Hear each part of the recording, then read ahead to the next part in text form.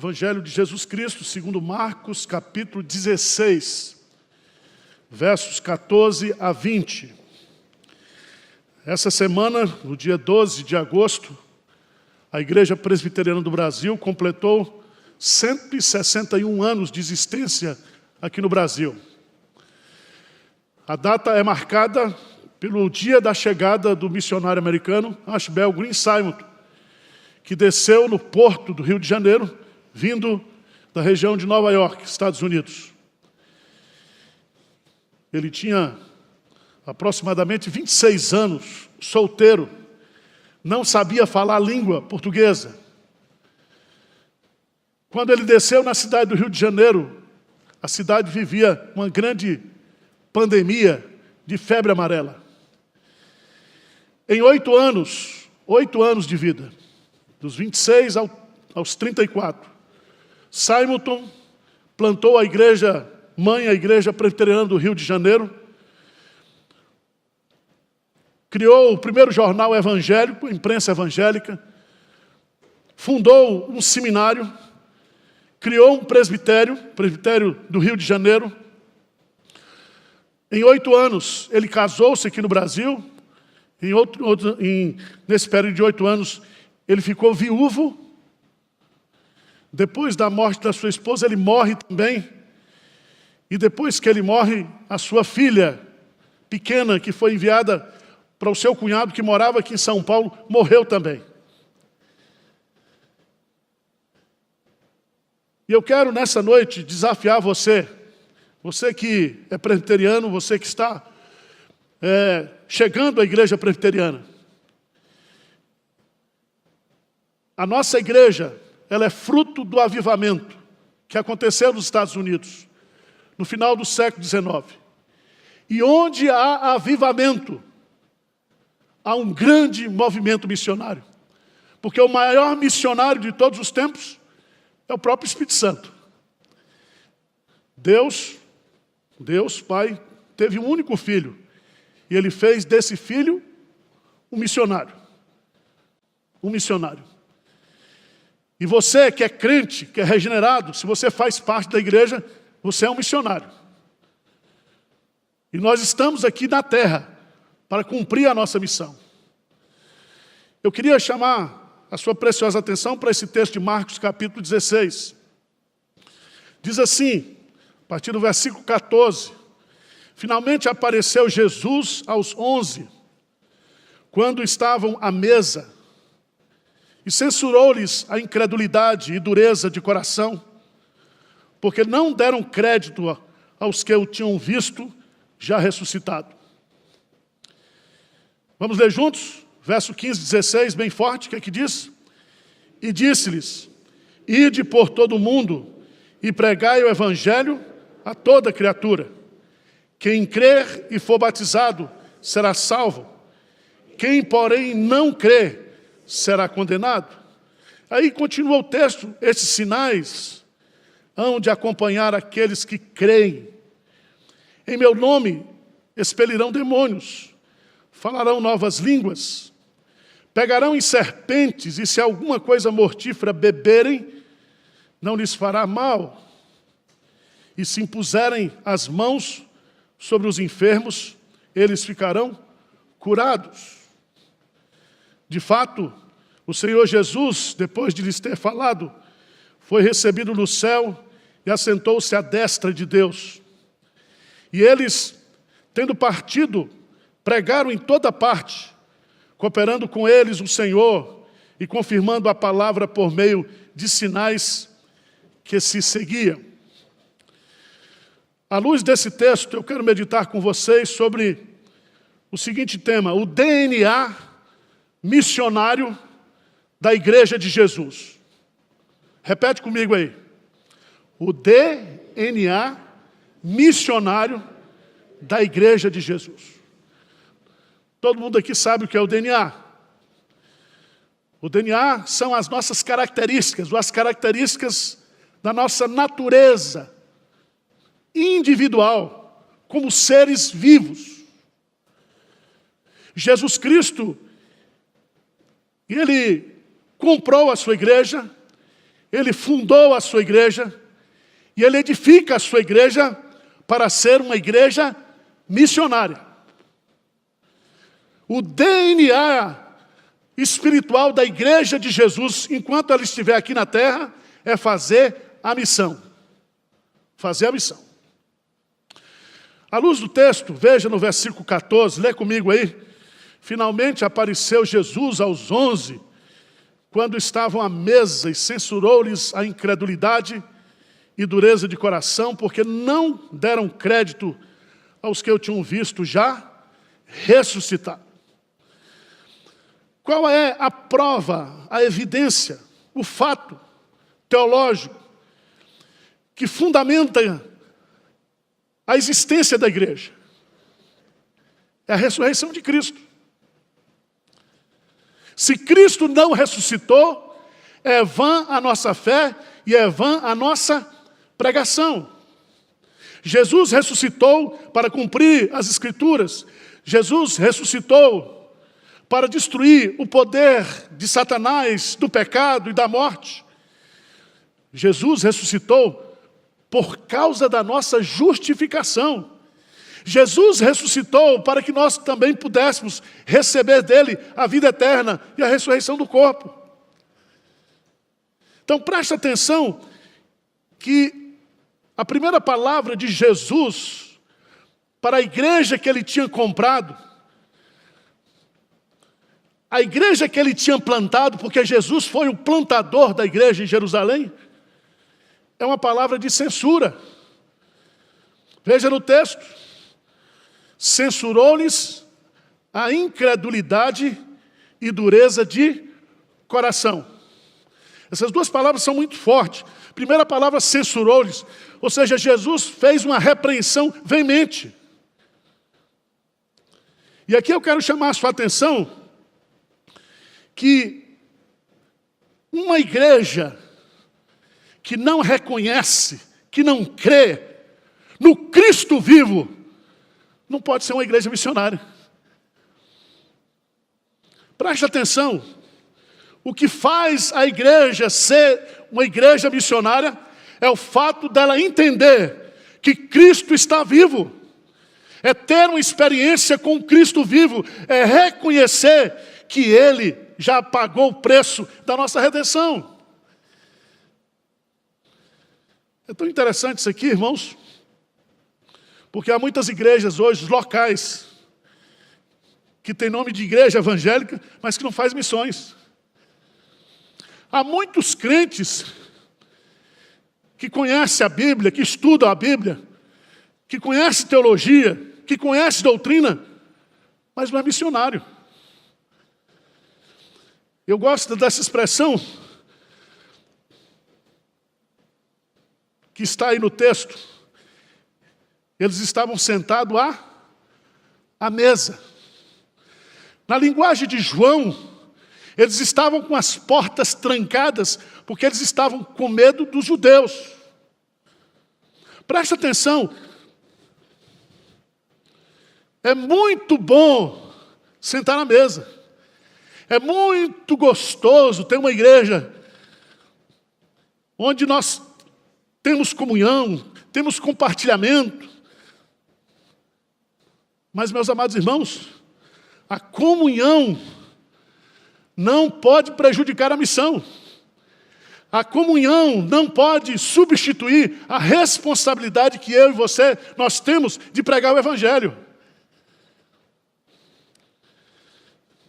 Preste atenção, porque a igreja que não evangeliza, não é igreja evangélica. Igreja que não evangeliza, se fossiliza. Igreja que não faz missões, não pode ser chamada de uma igreja de Jesus Cristo. A igreja de Jesus tem, na sua natureza, na sua essência, esse DNA missionário. O DNA missionário da igreja se fundamenta na experiência e na fé de que Jesus Cristo está o quê? Vivo. Lembra lá de João capítulo 20, assim como o Pai me enviou, eu também vos envio. Jesus foi enviado pelo Pai para pagar o preço da nossa redenção. E Jesus diz para mim e para você, agora vocês precisam pagar o preço da proclamação. Aquilo que vocês não puderam fazer, eu fiz. Mas a missão é a mesma. A missão continua. A tarefa está inacabada. E essa tarefa, ela é intransferível. Não dá para terceirizar. Não dá. Mas veja no texto, o segundo ponto que eu queria destacar. O DNA missionário da Igreja de Jesus se fundamenta, tem como base sólida a ressurreição do Cristo. Cristo está vivo. Ele venceu. Segundo aspecto que nós aprendemos aqui no texto, versículo 15 e 16. Queria chamar sua atenção porque aqui nós temos a missão que precisa ser realizada. Se eu e você cremos em Jesus, se eu e você, nós tivemos uma experiência com Cristo ressurreto, se nós somos regenerados, a primeira coisa que eu tenho que ter consciência é de que eu tenho uma missão para cumprir. Eu não fui chamado, eu não fui salvo por Jesus para ficar sentado à mesa. Veja no texto, 4 detalhes aqui. Primeiro, a autoridade da missão. Versículo 15. E disse-lhes, quem foi que disse? Jesus. Jesus disse isso para quem? Para os 11. Mas esses 11 representam o quê? A igreja na sua totalidade. Essa missão aqui, ela é dada por Jesus, na autoridade de Jesus, no poder de Jesus, para a sua igreja. E aqui, o detalhe é muito interessante, porque disse-lhes, e aí diz, ide. E quando ele diz, lá em Mateus, ele diz assim, toda autoridade me foi dada no céu e na terra. E aqui, lá no texto de Mateus capítulo 28, o imperativo não é ide, mas é fazer discípulos. Mas aqui em Marcos, o imperativo está aí. Ide. Ide sobre a minha autoridade. Quem tem autoridade, manda. Quem tem juízo, cumpre a ordem daquele que tem toda a autoridade.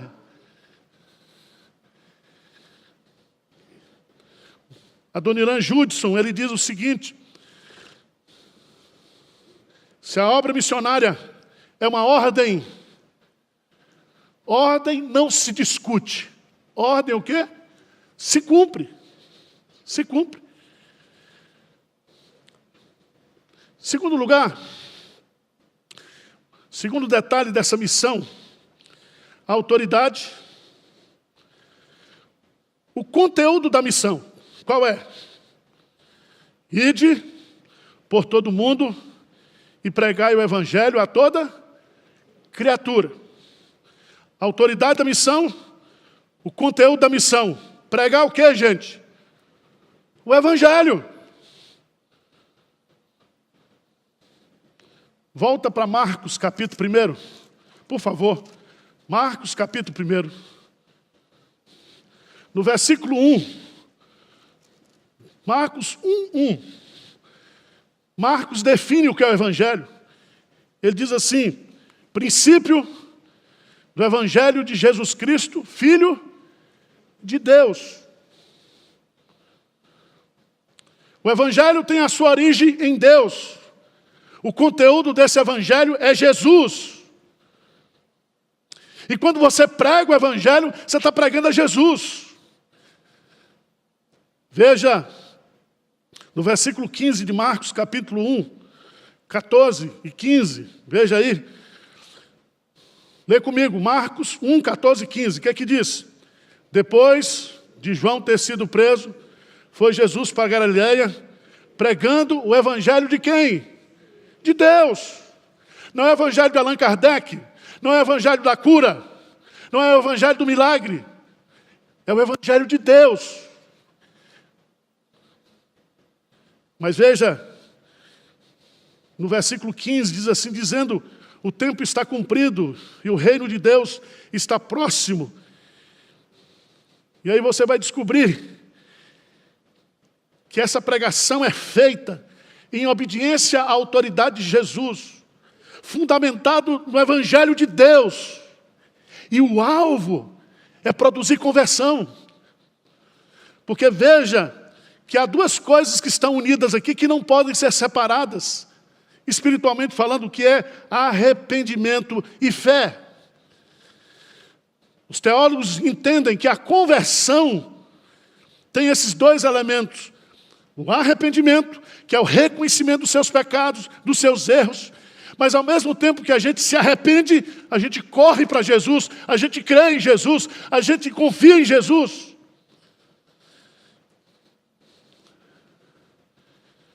Se você observar bem, tem muita igreja hoje, que a única coisa que ela não faz é pregar o evangelho. Ela prega tudo. Prega tudo. Mas não prega o quê? O evangelho. Porque o evangelho de Deus, quando pregado, tem como finalidade o quê? Produzir conversão, arrependimento e fé. A autoridade da missão, o conteúdo da missão, a geografia da missão. Qual é a geografia? Todo mundo e a toda o quê? Criatura. E aqui você tem que entender que o mundo é o espaço geográfico e a criatura aqui não são os animais, tá? Eu sei que você gosta de conversar com seu cachorro, certo? Você acha que seu cachorro é gente, que seu cachorro entende você. Você tem uma relação pessoal com seu cachorro. Só falta agora você pregar o evangelho para ele. E trazer para eu batizar aqui. Tem o culto pet aqui. O que vocês acham? Criatura aqui significa pessoas. Jesus diz, fazei discípulo de todas as nações, batizando-os em nome do Pai, do Filho e do Espírito Santo, ensinando-os. Você ensina pessoas e você adestra bicho. Então, a nossa missão é gente. E é gente que está perdida, é gente que está desesperada. Veja no texto de Marcos, capítulo 16, que nós pregamos com foco no resultado. Quem crê e for batizado será salvo. Quem, porém, não crê, será condenado. E João, capítulo 3, diz que não será, não. Já está condenado. Então preste atenção, irmãos, que essa é a mensagem mais importante, mais séria, mais necessária. A igreja não pode perder tempo com coisas insignificantes, porque a nossa missão é conquistar para o Cordeiro de Deus, que está vivo e que ressuscitou todas as suas ovelhas, todas aquelas ovelhas pelas quais ele derramou o seu precioso sangue.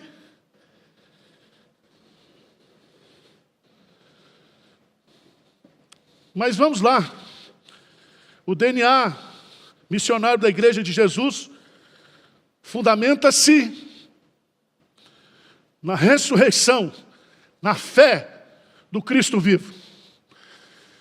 O DNA espiritual, ou o DNA missionário da Igreja de Jesus, tem uma missão bem definida. E a missão está aí. Versículo 17. Vamos ler o que diz aí? Esses sinais hão de acompanhar aqueles que creem em meu nome, expelirão demônios, falarão novas línguas, pegarão em serpentes, e se alguma coisa mortífera beberem, não lhes fará mal se impuserem as mãos sobre os enfermos, eles ficarão o quê? Curados. Preste atenção, e eu quero fazer uma pergunta para você, que é exegeta. Diz assim, esses sinais hão de acompanhar aqueles que creem. Aqueles que creem aqui, se refere àqueles que creem no Evangelho? Ou aqueles que creem que a missão é pregar o Evangelho? Faça a exegese do texto. Algumas igrejas, alguns pastores, alguns missionários, pegam esse texto, colocam uma faixa na porta da igreja dizendo, hoje vai ter expulsão de demônio, vai ter cura, só não toma veneno. Nem pega em serpente. Como aquele rapaz lá de Brasília, que quase morreu.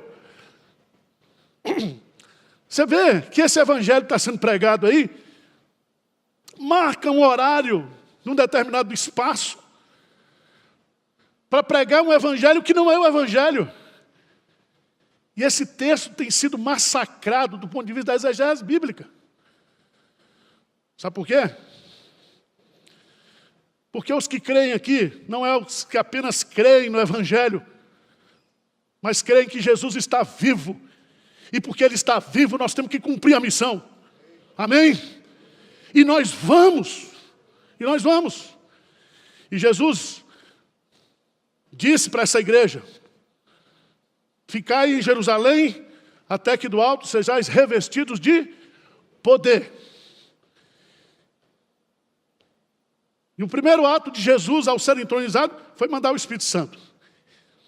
E agora preste atenção, porque aqui são promessas de Deus para a igreja missionária.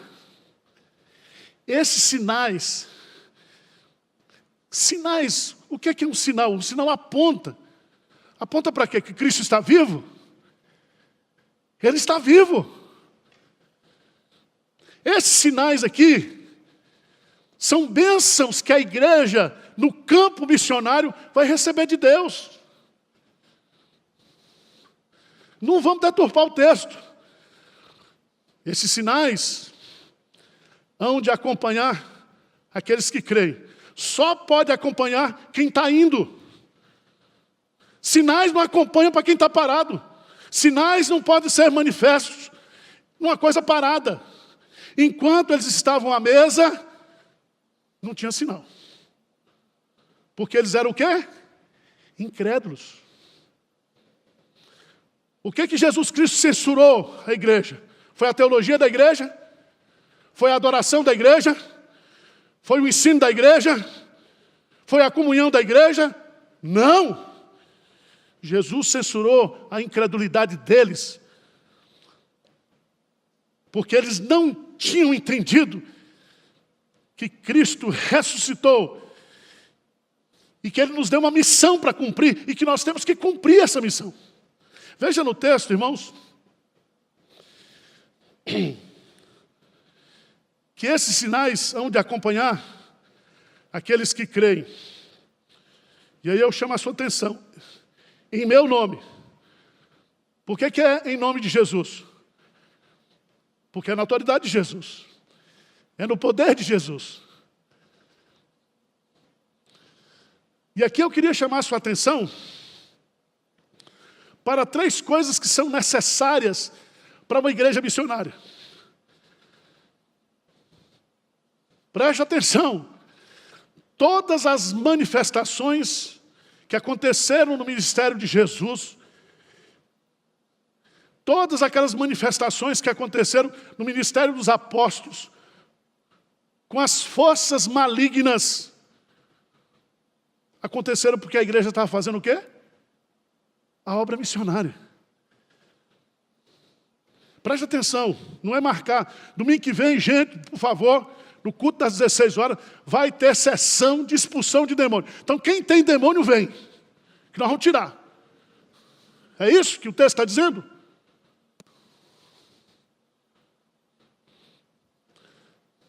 O culto hoje foi uma benção, caíram 4, o pastor levantou a mão, caíram logo, mas manifestou. É isso que o texto está falando? Esses sinais hão de acompanhar aqueles que creem. Em meu nome expelirão demônios. Significa que nós precisamos, na obra missionária, do poder para enfrentar o quê? As forças malignas. Preste atenção, meu irmão. Para uma pessoa crer no Evangelho, se arrepender dos seus pecados e crer em Jesus, o que tiver dentro precisa sair. Se ele é escravo de Satanás, se ele é filho de Satanás, se ele é filho da ira, Efésios capítulo 2, diz que esses filhos da ira, esses filhos da obediência, da desobediência, eles estão sob a influência das forças malignas. Então, quando a igreja sai para evangelizar, sabe que é a primeira coisa que fica chateado com a igreja missionária? Satanás. Satanás. Então, nós precisamos desse sinal, desse apontamento de Deus, dessa capacitação para nós enfrentarmos o quê? As forças demoníacas. Segundo lugar, veja no texto, falarão o quê? Novas línguas. Preste atenção. Tem igreja que o pastor está pregando em português, aí pega o microfone, está falando línguas. Tem nada a ver. Preste atenção, a palavra falarão novas línguas significa que se nós temos que ir no mundo inteiro e pregar o evangelho para toda criatura, nós vamos ter que confrontar nações e etnias cuja língua nós não sabemos. Significa aqui que a igreja precisa do poder da comunicação. O poder espiritual para enfrentar o demônio. A capacitação para falar novas línguas, novos dialetos. Tem nada a ver com glossolalia. Quando o Espírito Santo desceu lá em Pentecostes, todas aquelas nações que estavam reunidas em Jerusalém, elas foram impactadas, porque cada nação ouviu acerca das grandezas de Deus na sua própria língua.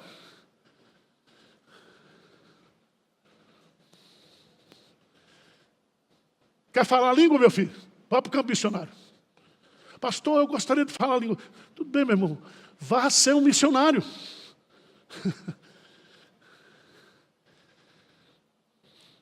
Eu queria destacar isso, irmãos, porque alguns anos atrás, o reverendo Ronaldo Lidório, depois de ter ido um período pelo Peru, ele foi para Gana, deserto africano. E ele foi trabalhar entre os concombas. E chegando ali entre os concombas, não havia uma língua grafada, não havia uma gramática sistematizada. Sabe o que o Ronaldo teve que fazer? Teve que grafar a língua. Teve que organizar a gramática da língua. E teve que traduzir o Novo Testamento do grego na língua que ele havia o quê? Grafado. Sabe o que aconteceu? Um grande avivamento. Centenas e centenas e milhares de pessoas convertidas pelo poder do Evangelho. É isso que nós temos que falar. Prega o Evangelho.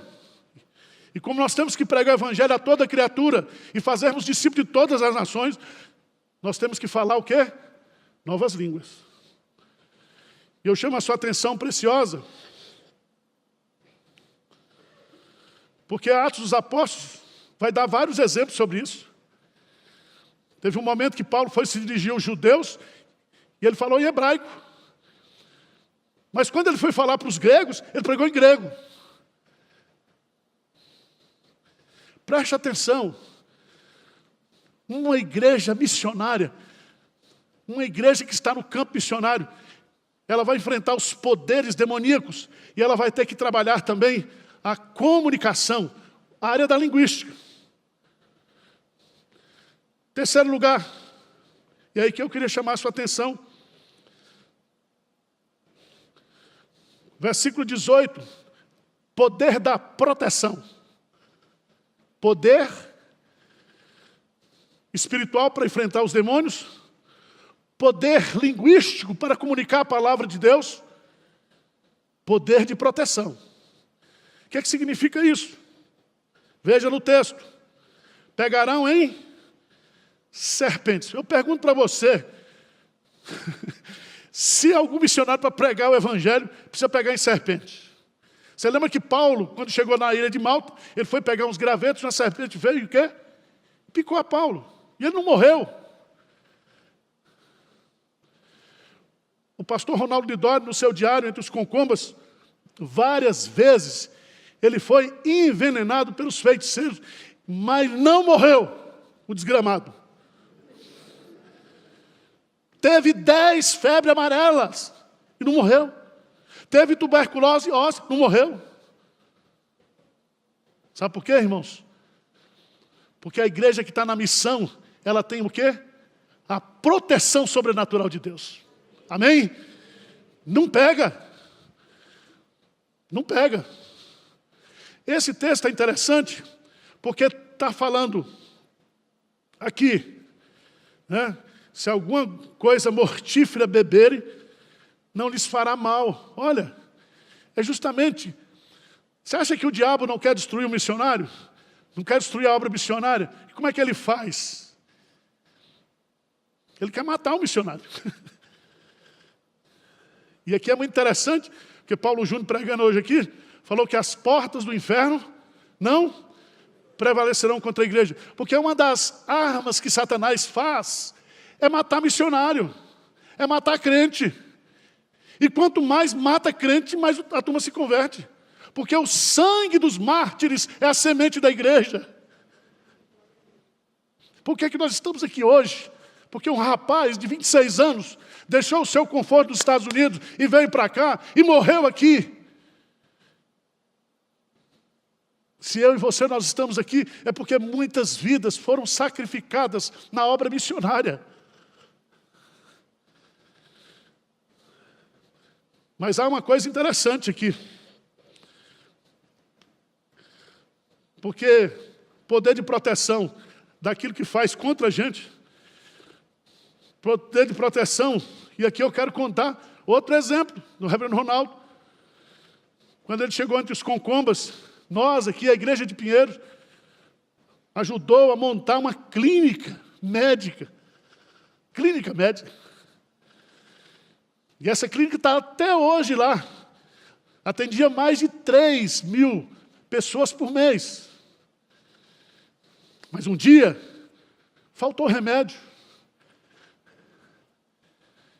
E uma mãe desesperada, com uma filha cheia de úlceras, estourando pelo corpo todo, viajou 3 dias e 3 noites para chegar onde o Ronaldo estava. E chegou lá, entregou a filha e disse, está aqui. Eu trouxe para você curar minha filha. E ele chama a Rosana, não tem nada. Os remédios tinham que acabar. Acabaram. E aí ele pega aquela menina e diz, Senhor, cura essa menina. Ele orou e a menina foi curada. As curas de Deus, os milagres de Deus acontecem no campo missionário. Não é marcar a hora para Deus curar, como se a gente fosse usar Deus, manipular Deus. Não tem nada a ver, irmãos. Nesse mesmo campo missionário, uma vez, Ronaldo foi atacado. Estou citando ele porque é meu amigo, né? Depois ele mandou uma oferta para mim que eu fiz aqui um... Ele foi atacado por um enxame de abelha africana. Um enxame, não foi uma, 2. Porque para morrer basta 2 ou 3 picadas. E ele saiu correndo. E as abelhas atrás dele picando, até que ele encontrou um poço e ele se jogou dentro desse poço d'água. Sabe o que aconteceu? o desgramado não morreu. Foi salvo. Aqui, irmãos, olha, quer ver milagres acontecendo na igreja? Bota essa igreja na rua, bota essa igreja na Cracolândia, bota essa igreja nas nações, bota essa igreja na periferia, bota essa igreja na favela, e você vai ver a manifestação do poder de Deus. E aqui, meus amados irmãos, Lucas, escrevendo para a mente romana, ele é sucinto, ele é objetivo. Porque o DNA espiritual da igreja, preste atenção, se fundamenta na obra da ressurreição de Cristo. O DNA missionário da igreja está baseado numa missão que já está definida. O DNA missionário da igreja está nessa proteção, nessa capacitação da igreja para enfrentar demônios, para vencer ameaças de morte e para receber os milagres de Deus, as curas de Deus. Veja que, encerrando, versículo 19, diz o quê? De fato. O que significa de fato? Provavelmente, talvez, hein? Ele vai aqui, de uma certa forma, resumir a ascensão e a exaltação de Cristo. Diz o texto, de fato o Senhor Jesus, depois de ter falado durante 40 dias entre a ressurreição e o Pentecostes, está lá em Atos capítulo 1, Jesus foi assunto ao céu, elevado aos céus, à presença do Pai. Diz que ele foi recebido no céu. E você imagine como foi essa recepção. E ao ser recebido ao céu, ele foi exaltado. Ele se assentou o quê? À destra de Deus. E agora? A missão tem que continuar. O que diz lá? Veja que João põe o que está acontecendo no céu e o que está acontecendo na terra. E o que está acontecendo na terra? Diz aí, e eles, tendo partido, eles quem? Os 11. Eles partiram por quê? Porque Jesus disse o quê? Vá, ide. E diz o texto que eles saem pregando o quê? Em toda parte. O que eles estavam pregando em toda parte? O Evangelho de Deus. Porque Jesus diz, ide pregai o Evangelho a toda. Eles não estavam pregando sinais. Eles não estavam pregando exorcismo. Eles não estavam pregando sessão de ser picado por serpente, nem beber veneno. E naquele tempo não tinha cloroquina. Certo? Veja no texto, irmãos, que eles foram pregando em toda parte. E aí vem a palavra lindíssima. Cooperando com eles o quê? O Senhor. E confirmando a palavra. O que está sendo confirmado o quê? A palavra. A palavra que Jesus empenhou, a palavra que estava sendo pregada, as promessas de Jesus, eis que estou convosco todos os dias até a consumação. Eu estou com vocês, eu estou aqui no céu, mas estou aí com vocês. E aí diz que o Senhor cooperava confirmando por meio de sinais que se seguiam. Você não precisa ser muito esperto em português. Porque os sinais só podem seguir atrás, não é na frente. Eles iam pregando a palavra. E quando a palavra era pregada, os poderes demoníacos eram confrontados. Eles eram ameaçados de morte, presos, surrados, perseguidos. Eles passavam por situações de doença, como Paulo na primeira viagem missionária junto com Barnabé. Mas Deus ia com eles, confirmando por meio de sinais. Esses sinais aqui são sinais para a igreja o quê? Missionária. Preste atenção, irmãos. Uma igreja que prega sinais é uma igreja mentirosa. Ela não pode pregar sinais. Porque os sinais são feitos por Deus. E esses sinais vêm decorrente da obediência. Presta atenção. O Espírito Santo é o Espírito da verdade. Ele não vai pôr o selo em mentira, em milagre falso, em sinal falso, em exorcismo encenado. Não. Agora, quando essa igreja ela está entendendo o seu DNA espiritual, está no campo missionário. Irmãos, há sinais maravilhosos, há sinais da providência de Deus, dos recursos de Deus, dos milagres de Deus. Se você for fazer um estudo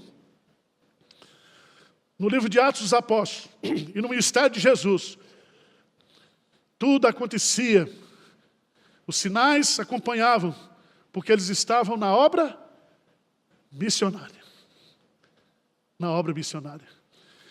Todos os sinais que acompanharam o ministério de Jesus tinham o propósito de confirmar quem Jesus era. E aquilo que ele estava pregando era o quê? A verdade. A verdade.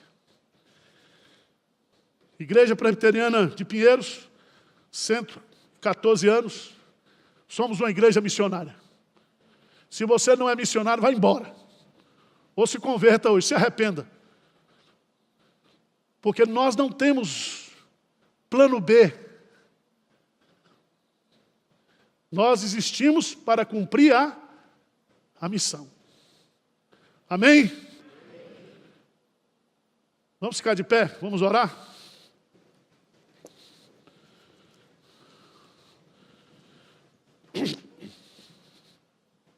Preguei demais.